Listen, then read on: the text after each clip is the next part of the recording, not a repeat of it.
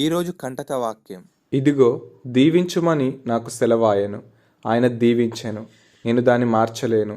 సంఖ్యాకాండము 23వ అధ్యాయం 20వ వచనం. ప్రియులారా, దేవుడు తన ప్రజలను ఐగుప్తు బానిసత్వం నుండి విడిపించెను. వారు పాలుతేనెలు ప్రవహించు కనానుకు బయలుదేరి మోయాబు మైదానంలో దిగిరి. విస్తారమైన దేవుని ప్రజలను చూచి మోయాబు రాజైన బాలాకు భయపడి దేవుని ప్రజలను శపించుటకు బిలాము ప్రవక్తను పిలిపించెను. బిలాము ప్రవక్త తన నోటితో దేవుని ప్రజలను శపించక వారిని దీవించెను. బిలాము ఉపమాన రీతిగా నిట్లనెను, బాలాకు, లేచి వినుము, సిప్పోరు కుమారుడా, చెవినొగ్గి నా మాట ఆలకించుము. దేవుడు అబద్ధమాడుటకు ఆయన మానవుడు కాడు, పశ్చాత్తాపపాడుటకు ఆయన నరపుత్రుడు కాడు. ఆయన చెప్పి చేయకుండునా, ఆయన మాట ఇచ్చి స్థాపింపకుండునా. ఇదిగో దీవించుమని నాకు సెలవాయెను, ఆయన దీవించెను, నేను దాన్ని మార్చలేను.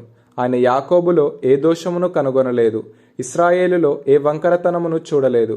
అతని దేవుడైన యెహోవా అతనికి తోడై ఉన్నాడు అని.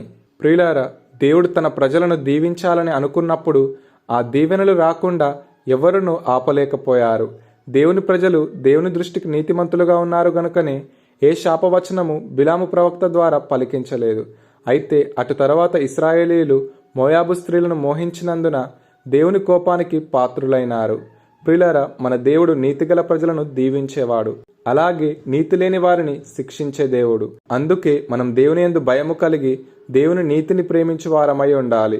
మనం మారు మనసు లేకుండా దేవునికి కానుకలను సమర్పిస్తే దీవించబడం, దేవుని సన్నిధిలో పరిచర్య చేసినా దీవించబడం.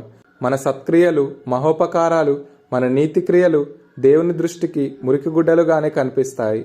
అందుకే మనం దేవుని నీతిని ప్రేమించి ఆయన మాటకు లోబడు వారమై ఉండాలి. దేవుడు దీవించగలిగే ప్రవర్తన మనం కలిగి ఉండాలి. మనం మన స్వనీతిపై ఆధారపడకుండా దేవుని నీతి కలిగి జీవించాలి. అందుకే మన పితరుల వలె మనం కూడా దేవుని మాటకు లోబడి దేవుని చేత ఆశీర్వదించబడు వారమై ఉందాం.